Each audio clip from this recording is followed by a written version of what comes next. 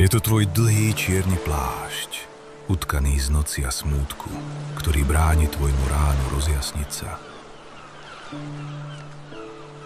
Kto ten plášť ušil? Sama si ho vybrala? Sama si ho obliekla? Si dnes ešte tou, ktorá ho včera chcela nosiť? Bez smútku by sme nepoznali radosť, tak ako bez zla by nebolo dobra. Preto sa tma s istotou každé ráno rozpúšťa v záplave otvárajúcich sa kvetov, ktoré vnímajú úsvit.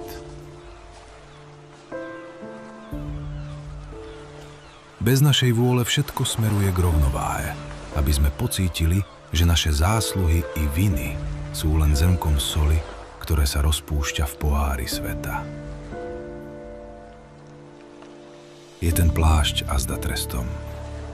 Tak uvoľni ramená a nechaj ho padnúť do piesku.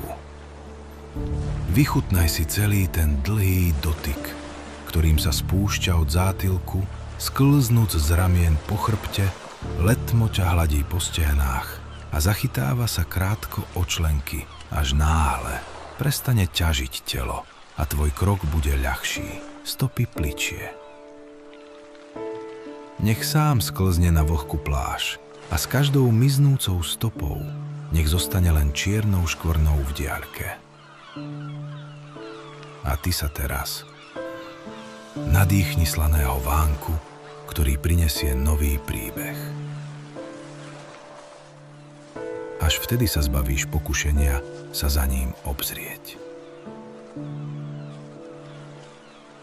Vždy, keď sa spálim na popol, strašne to bolí. Preto sa tomu tak bránim. Ale ten nový Fénix, ten je vždy lepší, krajší. A to sa mi páči.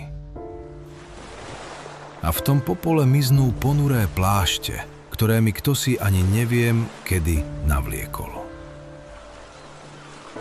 K čertu s nimi, veď už včera vyšli z mojej módy.